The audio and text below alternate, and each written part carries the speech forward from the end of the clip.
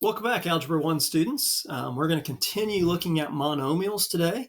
And yesterday, or the last video, we looked at multiplying monomials, and we're going to kind of still do that today. It's just going to be repeated multiplication of monomials. And so let's just review what we did in the previous video first. We were multiplying monomials together, like 10z to the fifth times 8z to the seventh. And so if you remember, what it boils down to is the fact that 10z to the fifth is really just a multiplication problem. When we think about 10z to the fifth, what we're really doing is we're taking 10 and then we're multiplying z 5 times. So if we were going to multiply it 10z to the fifth, it'd be the same as 10 times z times z times z times z times z. Okay, but then we're going to multiply that by 8z to the seventh. So that means I'm going to have an 8, and then I'm going to have 7 z's next to it.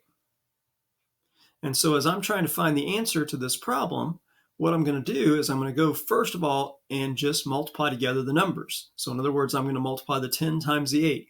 So what do you get when you multiply just 10 times 8? All right, we get 80. And so the first part of our answer here is just going to be 80. Okay, now I'm going to go back and I'm going to deal with all these z's. Now, how many z's am I multiplying together here? Well, I have 5 z's in the first group and I have 7 z's in the second group. So altogether, there's 12 z's that I'm multiplying. Instead of writing down z 12 times, the shortcut is I use an exponent and I just write z to the 12th. And so the answer would be 80 z to the 12th. And remember, you use that little symbol above the 6 whenever you're trying to write an exponent in My Open Math. Now, again, it doesn't matter how many variables they are. We just kind of deal with them each individually. So on this next problem, we're going to start the same way. We're going to start by multiplying just the numbers together, 4 times 10. So 4 times 10, when you multiply it together, gives you what? Okay, 40. Now we're going to go back and we're going to think about how many x's are in this problem. That's not very good there. Let me try that over here where I can write a little bigger. Okay, so we're going to have 40. Okay, now let's look at how many x's. So there was 5 x's in this first group. There's 3 x's in the second group. So altogether, how many x's are in this problem? Well, if I were to write them down, I'd write down 5 x's here. I'd write down 3 x's here, which means I'm going to write down 8 x's altogether.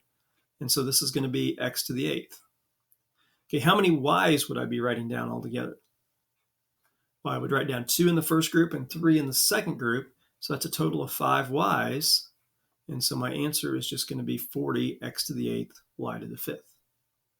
So that's what we were doing in the last video. What we want to do in this video is we want to take these same monomials, but instead of multiplying 2 different monomials together, we're going to take the same monomial and multiply it over and over and over again.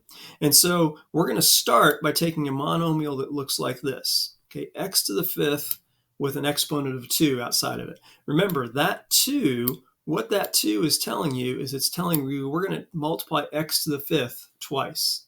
So which one of these choices down here has x to the 5th multiplied twice?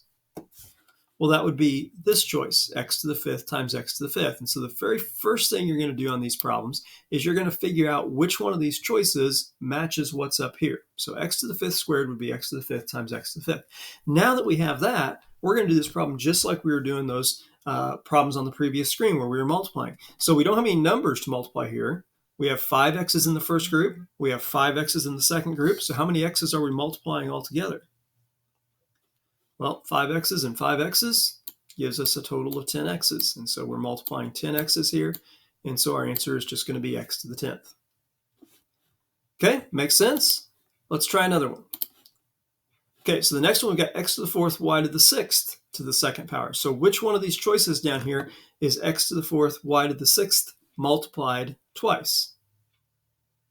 Okay, it's the second one. We don't want it multiplied by 2. We want it multiplied twice. We want the same thing written down twice. And so that would be this choice. So as you look at this choice now, we're going to multiply those together. So how many x's are there all together when we multiply these? Well, there's 4 in the first group, 4 in the second group. So that means we're going to have 8 x's altogether. 4 plus 4 gives you 8. How many y's are we going to have altogether? 6 in the first group, 6 in the second group, 12 y's altogether. So this would be x to the 8th and then y to the 12th. All right, hopefully that's making some sense here. Let's try another example and see if we're getting it here. So in the next problem, we've got actually a number in this one as well. It says negative 2x to the 6th, all that 4 times to the 4th power. So which one of our choices here, think about these as A, B, C, and D. Which one of those choices would be the same as negative 2x to the sixth to the fourth power? Okay, we want it multiplied 4 times. So not times 4, but we want negative 2x to the sixth written down 4 times. And so that would be this choice. So this is the one we're going with right here. Okay, now we just want to do that problem. So the first thing we want to do is we want to go through and we want to multiply the numbers together. So we want to multiply negative 2 times negative 2 times negative 2 times negative 2. So what do you get when you take negative 2 times negative 2 times negative 2 times negative 2? All right, we end up with 16. So the number is going to be 16. Now we want to figure out how many x's there are. So how many x's are there altogether here? Well, each group has 6, and there's 4 groups. So we're going to take 6 plus 6 plus 6 plus 6, and we're going to get 24. And so it's going to be 16x to the 24th. And so again, we're just adding up all those x's, 6 from each group, to get a total of 24. All right, so that's what we're working on today. When you go to your assignment, keep in mind what we've talked about. Think about writing these things down, matching up the right choice, and then multiplying it together just like we were doing the day before. If you have any problems, send me an email, send me a message through Canvas Messenger, and I'll try to get right back with you to help you through this assignment. All right, well, good luck.